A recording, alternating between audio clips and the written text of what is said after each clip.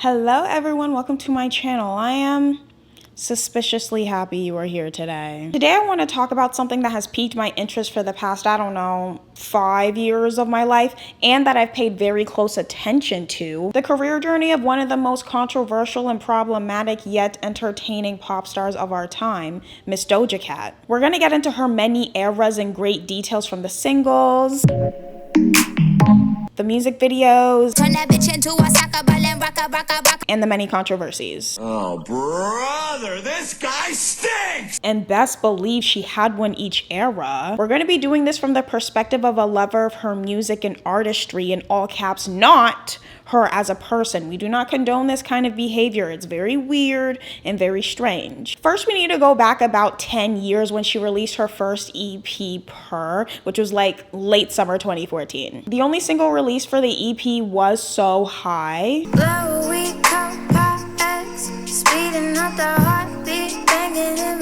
The EP itself wasn't super successful, but it did gain like a cult-like following, especially in the underground SoundCloud scene. While I do appreciate So High, I feel like the people just neglect to remember No Police. Like, it's very much up there in terms of greatness. Her first full-fledged era began in 2018 with her first album, Amala, and we love this album over here. But before we begin, I have some concerns with you, Miss Amala. I'm personally not even crazy about that album. Were you trying to be funny or something? Because I'm not understanding the joke. There were originally 13 songs on the album, but then she released the deluxe version in 2019 with 3 new songs on it, because why not? March 9th, 2018, we get the first single of the era, Go to Town. I don't know, this song holds a really special place in my heart. It just gives me like fun summer vibes, so I like it over here. A week before the album dropped, she then released the second single, Candy, which actually didn't become popular till like a year later due to it blowing up on TikTok, and because of that, it reached number 89 on the charts, becoming her first charting single. Amala, the album, was then released March 30th, and besides the singles, the deep cuts here are so good. Body Language deserves many awards, and only true intellectuals appreciate this masterpiece here. But do the people love Wine Pon You like I do? The era itself kind of comes to an abrupt stop when she releases Moo on August 10th.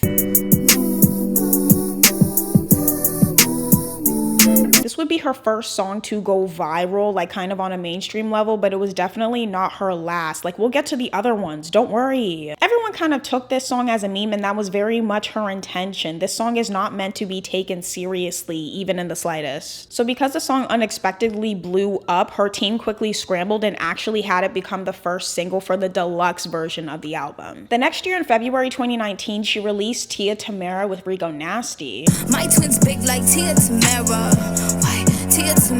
This would be the second single for the deluxe version of the album and the last era single. Moving on, let's get into the hot pink era. This is the era that made Doja blow up on a mainstream level and turned her into one of the biggest pop stars of today. The time period between the end of Amala and the beginning of the hot pink era was pretty short, because literally a week after the official release of Moo, she then released the first single of the hot pink era, Juicy, with Tyga. Keep that booty booty, she keep that plump, yeah. I only acknowledge the version without that man on it. This song doesn't have a feature to me. I think my favorite performance of this song is the one she did for like the Color show on YouTube. He on his knees, attend, dumbass, he beg for that, I bend.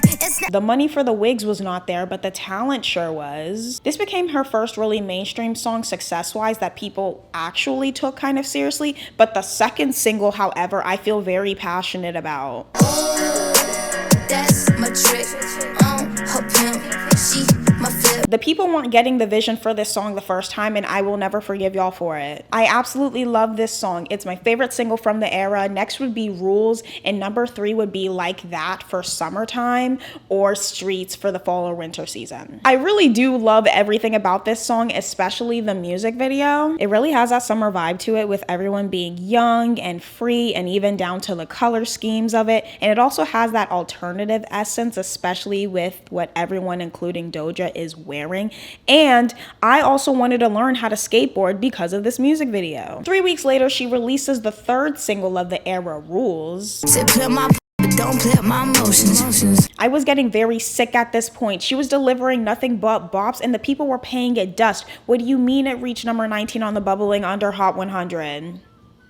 It didn't go completely unnoticed. I think people really started to pay attention to her rapping skills after this single, especially on Twitter, with people saying it had a Kendrick Lamar-esque to it. The music video was really out there creatively because Doja was some kind of kitten mobster boss, offing people and blowing cars up just because. The next single, Cyber, Because We Want the Money from YouTube, and the album itself were both released on the same day, and we got a music video. The album comes out and it doesn't make too much noise at first, but then something sinister happened that changed the trajectory of its success. 2020 comes around and everything seems kind of normal at first, and then oops, it's looking like we're all gonna be at home. But right before that happened, TikTok was already starting to gain popularity. It was kind of the new shiny thing on the block, and dance challenges were the thing to do on that app. Early 2020, the Say So Dance Challenge is created and it completely blows up on TikTok, so her team decided to pivot and ended up making it the next single for the era. It wasn't meant to be a single, it was just an album track at first, but her team was really quick to film a music video right before the lockdown happened, so it worked out well. In the music video, Doja does the dance challenge moves in it, and she would often do this in her later performances too. After this, it shot up to number 5, and then the Say So remix with Nicki Minaj made it go number 1. She was performing this song absolutely everywhere. I know she was tired, and you know what? I was tired too. I never liked this song. When the album first dropped, guess what? I skipped it every single time. I really don't understand the people. If y'all wanted fun pop, Addiction and Talk 30 were literally right there. Did you not see it? Going back to the performances, we got multiple versions of Say So. We got the rock version and the Hollywood glam version. You ain't coming out your shell. You ain't really been yourself. TikTok really carried the singles during this era because, like that with Gucci Mane, also became a dance challenge, leading it to becoming the next single released on May 12th. Y'all are gonna hear me say this the entire video, but I don't care. I love the music video, especially when she does the splits on beat. Who else is doing that? Quickly. At this point in the era timeline, we were officially in lockdown, so she was performing at pretty much all the important award shows with only Say So under her belt, and while they were very good, the one at the 2020 MTV Awards was so legendary because she was channeling her inner Glee with the mashup of Say So and Like That.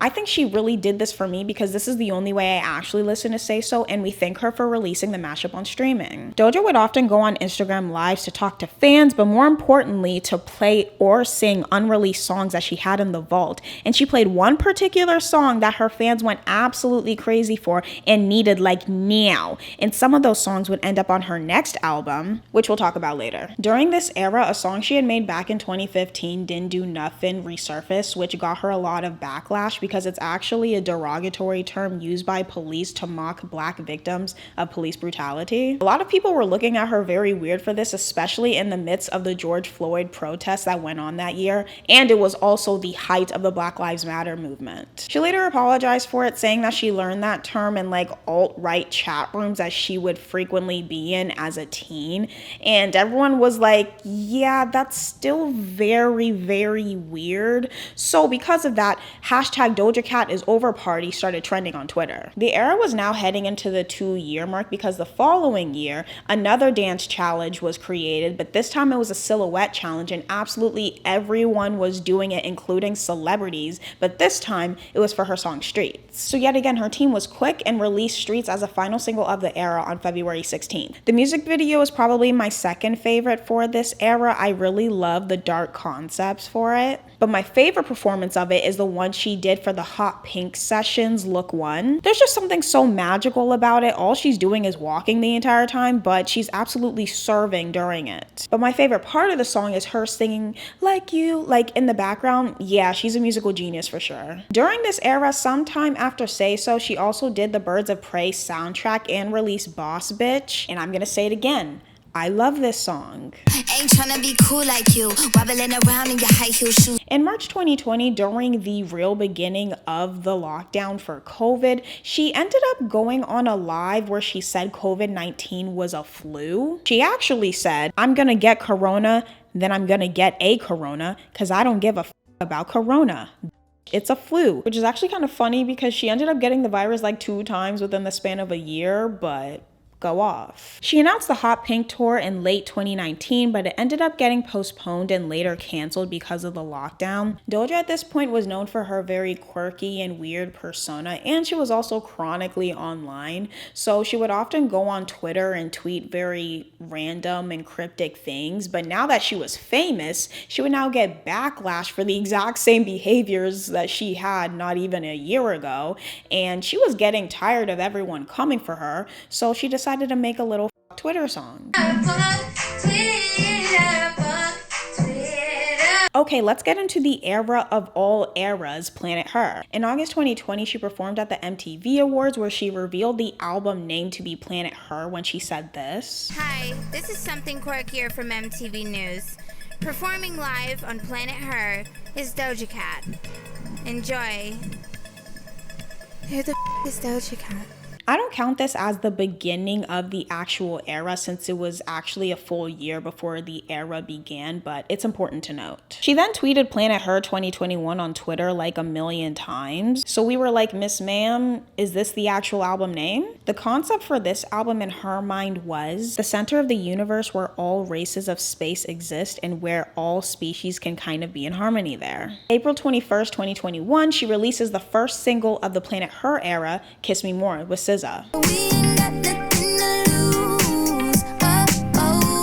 It was compared to Say So for its disco influences on it that she had pretty much become known for popularizing in 2020. The song shot up to number 3, and it proved that she was not a 3 semi-hit and a 1 mega hit wonder. It was also during this time that people noticed a very significant change in her body, so they came up with a bunch of conclusions in their head as to what was going on. Hey, I get it. Doja was thick with a Q back then. I mean, she said if you could see it from the front, then you could see it from the back. People thought she was either depressed or on drugs, but most people pretty much thought that she was being very overworked, and she would later address it. In May 2021, she was nominated at the BET Awards for Best Female Hip Hop Artist, and Twitter went up in flames when this happened. The people were saying, she's not a rapper, she does pop. She's too pop to be nominated in this category. All of this commotion would actually become very important for her next album, but I'm getting ahead of myself. On June 25th, You Right with The Weeknd was released as the second single, and the actual album itself was released that day, making it perfect for summertime. She also released the extended version later on, and I low-key preferred this version. We also have to talk about the cover art for Planet Her. I absolutely love the cover art. It was photographed by David LaChapelle, who has been responsible for some of the most iconic photo shoots in pop culture. Sometime after the album was released, people saw Dr. Luke credited on a lot of the songs on the album, and this was especially weird because it was after the allegations of abuse came out about him, so Doja quickly got backlash from this, and she was like, no guys, I do not work with that man anymore. He added himself to my album. Everyone was just kind of like,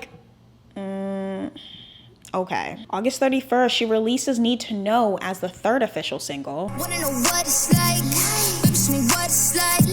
At first, it was a promo single where Doja said it wasn't an actual single for the album. It was just supposed to be something for the girls before the album came out. It came in, it peaked at 38, then after some time it got popular like randomly out of nowhere, so her team decided to pivot, make it the third single, and then after that, it peaked at 9. This song is very iconic and it needs to be taught in history class. I'm being so serious. This video is for sure my favorite one during this era, and the song itself showed that Doja had a pretty strong staying power, not just on the charts, but for her fan base. It just kept growing and growing and growing. On October 1st, she releases the fourth single of the era, Woman. Let me be your woman. The music video was the first real one to show Doja's dancing skills, as it had really intricate choreo in it. Sometime after this, Lauryn Hill, a very popular YouTuber that kind of dissects celebrities' appearances and alleges what possible surgical work they have done, so she decided to do one on Doja Cat, pretty much saying that her physical features could only be possible by having plastic surgery, and Doja saw this and she went off. Lauryn Hill talking about people's bodies, talking about people's surgery. But this bitch made a plastic surgery video on Megan Thee Stallion. Shut the fuck up. Doja was just getting in scandals left and right, left and right. She also released Vegas for the Elvis soundtrack, and that song ended up going number 9 on the chart, so she was on a winning streak here, people. The next year in March, she released the final single of the era, Get Into It Yeah. When the track list was first released, we all thought we were going to get some sort of Ariana vocals on it, and we were kind of disappointed, but the song is still good. This song became another huge hit for her, and there were a lot of comparisons between her and Nicki, specifically in this song because of her flow. And she actually shouted out Nicki in her outro verse, "I love you, Nicki." That big rocket launcher. It was also during this time that Doja was threatening to quit music like 2 times a week because she was tired of constantly fighting with people on her Instagram lives and Twitter. She had done this a couple of times and she would apologize at first, but after the show she specifically did in Paraguay where she didn't greet fans, she said she was quitting again, and she ended up changing her name on Twitter to I Quit. During this, she also shut down rumors that she was on drugs or something, and she pretty much told everyone to mind their business. Sometime after this, a previous live of her saying that she didn't like her 4C natural hair started resurfacing everywhere, and a lot of people didn't like this, specifically black people, because what do you mean you don't like your hair? This sparked a lot of conversation online, especially within the black community, of her having self-hatred when it came to her blackness. She later went on live saying that she didn't hate her hair, but more that it's difficult to manage, but overall she loves her hair and she thinks it's beautiful. I would say the era officially closes with her first Coachella performance. This was unlike any performance we had seen from her. There was intricate lighting, a high budget, multiple costume changes, and elaborate choreo. She went full pop star here. The set list contained mostly Planet Her and Hot Pink tracks with a sprinkle of some Amala in there. Let's get into her most recent era, Scarlet. The Scarlet era is seen as the downfall of Doja Cat in terms of public perception. August 2022, Doja goes on live with a shaved head where she said she didn't like having hair and was tired of people critiquing her appearance, and she also shaved off her eyebrows on that live. I would say this event signified the era but wasn't the start of it because it was a completely new look and everyone thought she was on the verge of some kind of breakdown. In November 2022, she started dating ex-Twitch streamer Jay Cyrus, who had been accused of predatory behavior by multiple young women, and when fans called her out for dating him on Twitter, she ended up blocking a lot of them, which turned people off. The next year in July, she went on a whole Twitter rant saying that Planet Her and Hot Pink were like cash grabs and she just doesn't acknowledge them as part of her discography, which pissed off her fans even more. She even went further by going off on her fans saying, "My fans don't call themselves shit. If you call yourself a kitten or kittens, that means you need to get off your phone and get a job and help your parents with the house." The mixture of all of these events led to her losing like 600,000 followers, and it very well could have been a lot more than that. That's just the number up here in my head. And this was all before the actual album rollout. Like, ma'am, was your PR team on vacation? The beginning of the actual album era started when she shared the album name Hellmouth, but it didn't end up sticking, and then she later said that this wasn't the album name at all and she was just around. Doja said she made this album because she was tired of people saying she's not a real rapper like that, and she said, "F it, I'm gonna make a whole rap album." Actually, she said, "I also agree with everyone who said the majority of my rap verses were mid and corny. I know they are. I wasn't trying to prove anything. I just enjoy making music, but I'm tired of hearing y'all say that I can't, so I will." She started posting on social media with a darker and kind of satanic image, and she also got a lot more tattoos. She did this to kind of challenge the beauty standards that were pretty much thrust upon her. I mean, she wasn't wrong. A lot of people, specifically men, were saying, "Oh, we miss the old Doja, we miss the old Doja." Not for her music or anything, but because she was thick and wore a wig all the time. But I digress. On June 16th, 2023, she releases the first promo single of the era, Attention. She wrote this song about all her haters pretty much within the past like year and a half and how they can kiss her ass. People didn't really like the song that much. They thought it was too melancholy and quite long, but overall people just thought it was boring. On August 4th, she releases the first official single of the era, Paint the Town Red. I let all that get to my head. I don't care, I paint the town red. It actually samples Dionne Warwick's version of Walk On By, which plays throughout the song. This song ended up shooting up to #1, which was pretty expected because it is the most commercial sounding song on the album. On August 29th, she released the cover art for the album with the actual name Scarlet, which was a painting of like a big pinkish arachnid and a small drop of blood. People noticed that the cover art looked very similar to the cover art of this German band Chaver that was actually also releasing their album on the exact same day as Scarlet. This is actually because both cover arts were designed by the same artist, Dusty Ray. She then deleted her post and came out the next day with a new cover art also designed by Ray with 2 pearlescent arachnids instead of just the one pink arachnid. On September 1st, she released the second promo single, Demons, and this one had a very dark satanic imagery and everyone was so sure that she was in the Illuminati. She then performed at the 2023 MTV Awards where she performed Attention and Demons, which also had a satanic feel to it. But the performance itself was so good. She clearly went to the Gaga School of Theatricality and stage presence. She then came out with Balut for the third promo single, and it was actually a little bit controversial because she said she named it Balut to signify a bird being eaten alive, and by bird she very much meant obsessive fans on Twitter. Some of her fans from the Philippines were looking at her weird because Balut is actually a very popular dish there that is an embryo of a duck, so it's not a bird that gets eaten alive. On September 22nd, Agora Hills was released as the second official single, and the actual album itself was also released that day, with Agora Hills going top 40. The album itself was actually positively received by critics, but because of all the antics and shenanigans that went on during this era, a lot of people were turned off by her, leading to significantly lower sales compared to Planet Her. Unfortunately, the antics did not stop here because not even a month later, she posted a picture of herself with the alt-right comedian Sam Hyde, and I'm saying comedian very loosely, on her shirt on Instagram, and this pissed people off even more. She later did an interview with Apple saying she didn't know about him in that aspect and she just thought he was funny. Well, what was so funny about him? On April 5th, she released the deluxe version of Scarlet called Scarlet 2 Claude with 7 new songs on it. Masked with Tizo Touchdown was the only single released. I would say my favorite songs on the deluxe version would definitely be Urge with A$AP Rocky and Acknowledge Me. There's something so like 2016 Life of Pablo Kanye West about it. A week after the deluxe version of the album dropped, she then went to Coachella for a second time to perform. This one was even bigger than her first one since she was actually headlining that year. She brought out the South African group The Joy, and she also came out in a 50-mile-long platinum blonde wig surrounded by backup dancers also covered in human hair. There were even more costume changes and an even more intricate set design, and she ended it dancing in a mud bath with her background dancers to the song Wet. She was definitely the biggest highlight that year in terms of performances. She was literally trending on Twitter for like a week straight, and people were kind of collectively like, yeah, she's very problematic, but is she one of the most entertaining pop stars of our generation? Well, yes. That's pretty much all I have to say about Doja Cat, and I know I say this all the time, but I had so much fun deep diving this, and I hope you had a good time too. If you like this video, let me know by giving it a like and subscribe to this channel. Also, check out some of my other videos. I think they're very much a good time, and I think a lot of other people agree, so you should follow suit and watch those videos. I really want to thank all of you so much for watching, and I will see you in the next one. Bye!